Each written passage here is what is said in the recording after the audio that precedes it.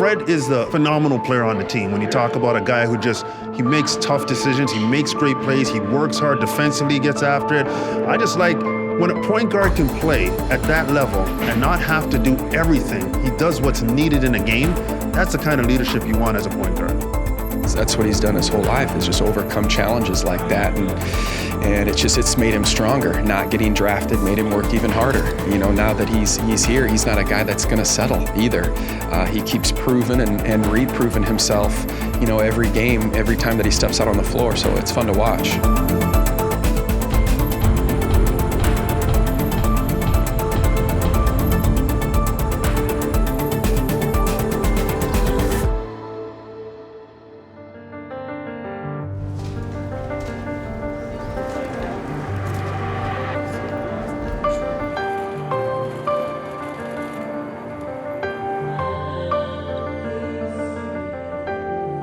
Here's how much things have changed for LeBron James in terms of the Toronto Raptors' perspective on him. He said the rest of this trip, playing teams like Toronto, those games will feel like playoff games if we want them to be.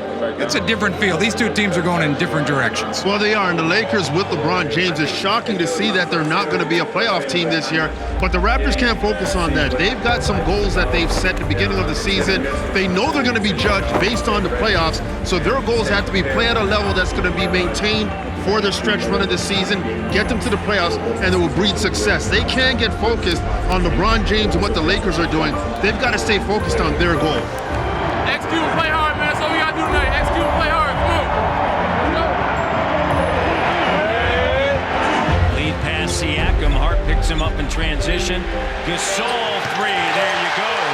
It's an 11-0 run. That's exactly what Nick Nurse said he wanted to see. Norm. Three. And Powell feeling it. Turnover. Kawhi. Leonard. Downtown. Just like that. Corner three. Malcolm. Got it. That's his thigh. Raptors lead 111-98. And Toronto's going to improve to 49-20. And LeBron James and the Lakers with 14 games to go, and more than likely insurmountable for them to get back in that playoff race.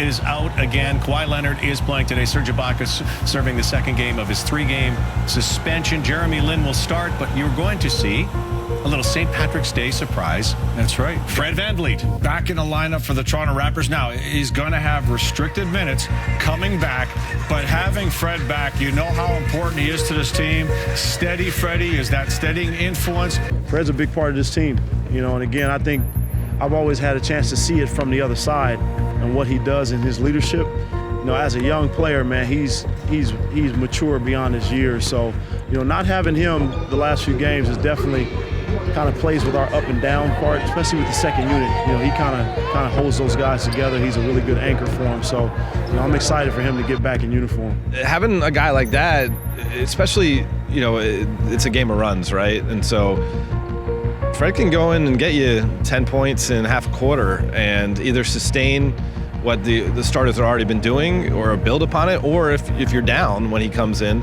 he can kind of get you a lead. And so not only to be missing him and what he does, but he has been a player that's had some success with this team because there's a lot of new faces. To miss kind of that stability piece of it, I think is something that, you know, when you look at everything that Toronto brings to the table, that's something usually you say that's a strength of theirs, and they're missing that.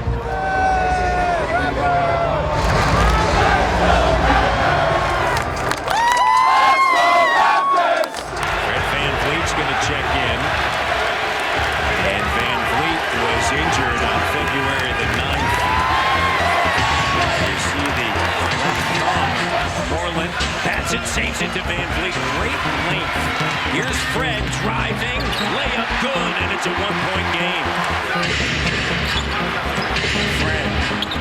Misses a free. That is good from the Sioux. Well, what a difference. He's in the screen roll now with Gasol. VanVleet. Got it. VanVleet. Well, his difference having him back. Just try to jump back in seamlessly. And, I didn't see anything new that I didn't already know. It just kind of reassured what I already was doing, and just to go back out there with even more confidence and pick your spots and find your spots and see where you can find your guys. So obviously, as a professional, I want to get the win, and I probably could have played a little better. But, just as a human being, I'm just, blessed and happy to be back out there playing with the guys. A 1-4 screen with the switch. Griffin backing in. Here comes a double. Nice power move. Up by 4. I mentioned that at the timeout. That's their pet play. They got the switch, and Griffin just went right at Green. Fred shot in and out. And Drummond with a rebound. That's going to do it. And the Pistons sweep. The Raptors 110-107. They're tough. We've seen it every year. There's teams that sweep other teams and get swept in the playoffs. And I'm not sure how much long-term importance it has, but they're a tough team, and they've shown that they compete with us well and they match up with us well. So it would be a hard-fought playoff battle, obviously, if we were to see them. And we got to learn from some of the stuff that we've done in the regular season and move on. But nobody's jumping off a building right now.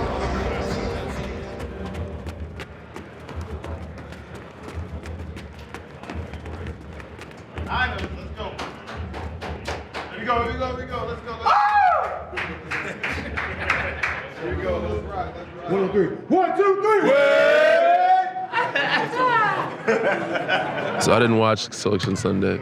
I heard about it, so I didn't really have a great reaction to it. But I've seen some of the roads that some of the teams have to go through. Interesting. I've been able to follow as much as I would like to in the past, but it seems as if it's very top-heavy, the tournament this year. If there is a team or underdog that does break it or makes the Final Four, it'd be very surprising. But so it's gonna be very interesting. It always is every year. It's a fun time to watch basketball. Basketball on TVs everywhere. But I'm interested to see what Cinderella stories we can happen this year. Hopefully none against my team. But yeah, it's gonna be a fun time to watch. And I think my prediction is. It's not hard to guess. My prediction doesn't change every year. Fill my bracket out, Carolina, in the middle, and then work my way back from there. So Raptors come away with a victory. And Nick Nurse, in his first year as an NBA head coach, wins his 50th game on March 18th.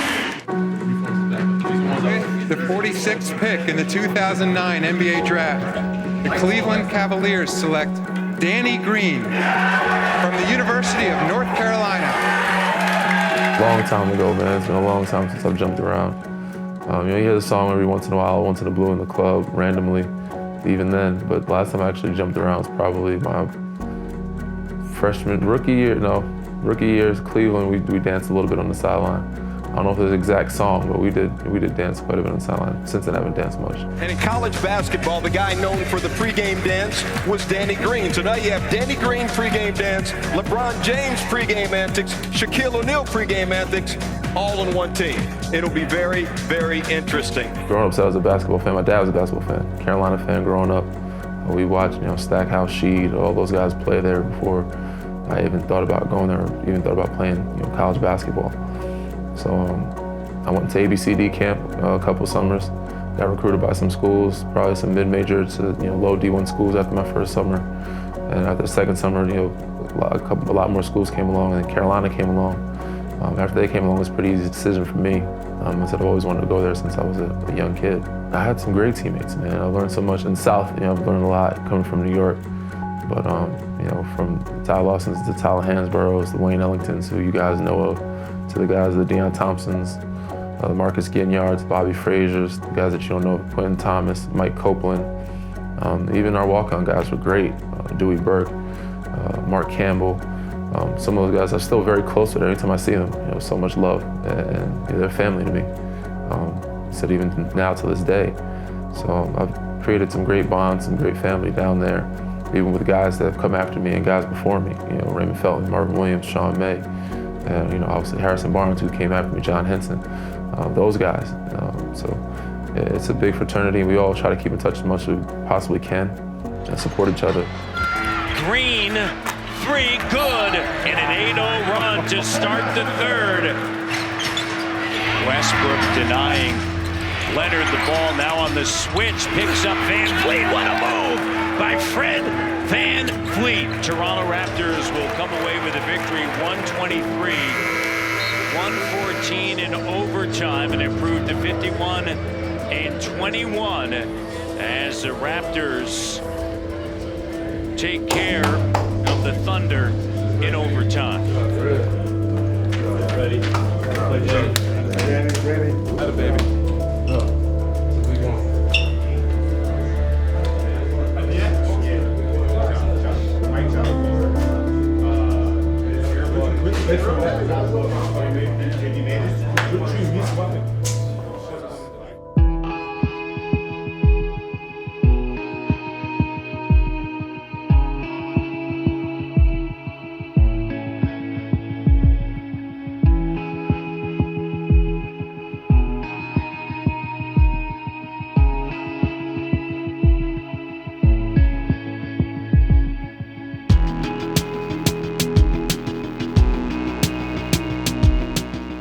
It's always good to come back home, just relieving feeling, especially when you're on the road for a long time, but even like this trip, this late night and early morning. So, you kind of get to unwind a little bit, and obviously come home to your family kind of makes it all worth it at the end of the day.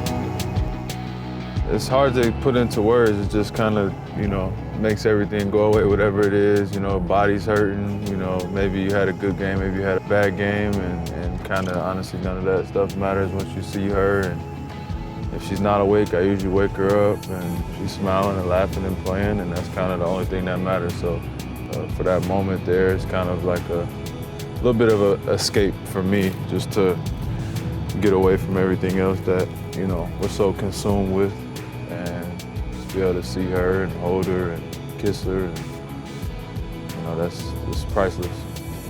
Good feeling to have him back, especially after long trips. It feels like 2 months, so just having him home and having us like a family again, it's the best feeling ever.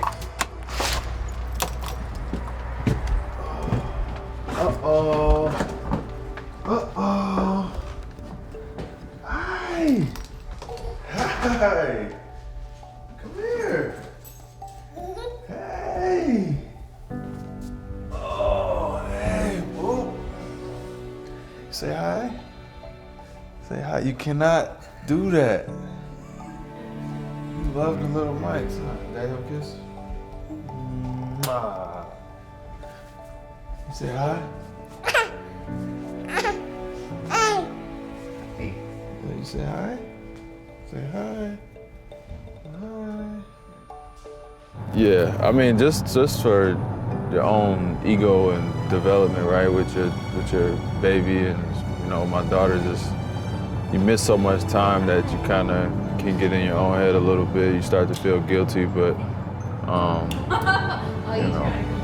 you just want to be there. You want to be around. You want to do all the little things that you're supposed to do that normal parents get to do all the time that we don't always get to do. But and then obviously having a partner who has her 24/7 and who's able to take that responsibility on and do a great job. You trying to want to give them a break sometimes too, so they don't go crazy.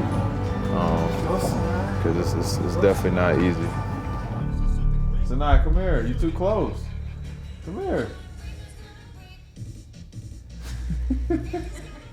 Fred is an amazing father. He's such a, he's such a great role model for her. She loves her dad, looks up to him. He's, everything I could have imagined him to be, and then some, So I'm glad she gets to experience this with him, and he's just able to be a part of her life, She normally talks Get it, girl. Go, go, go. It probably depends on the individual, but for me, you know, I think it's a different level of mental, like, approach to whatever you're doing. And for me, it just put things in great perspective again. It's another motivating factor, and it's just a comfortability level. Like, as you mature, and you know, the best players in our game are usually, you know, a little bit older and mature and been through some things. And obviously, as you have kids, that adds about 10 years on you right there. So, it's just a different level. You're kind of at peace mentally, even when everything is so hectic around you. Just having a baby it can kind of center everything up for you in your life and kind of make everything make sense. So ever since she was born, I feel like I've been a different person and for the better. How are you? Oh, giving hugs. Oh.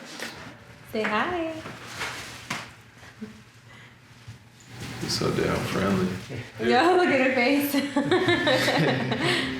It was pretty tough, especially on me, because I was more so worried, like, you know, how serious it was. It was like one of his first surgeries, so I'm like all paranoid, couldn't be there. So I don't know. I think it was definitely tough, mainly on him, obviously, but me because I'm a worry hog, and I'm like, how long is it gonna be? When are you gonna get back?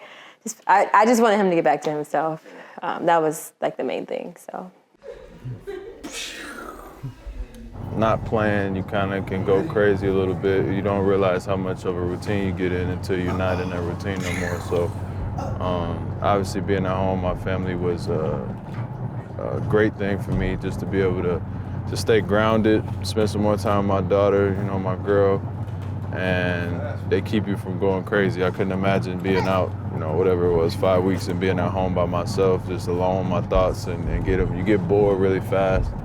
And so, you know, they keep you grounded and they keep you focused, and they're just there to, obviously when I first got surgery, you know, my girl's there to take care of me and make sure everything is all right. So it's a huge blessing.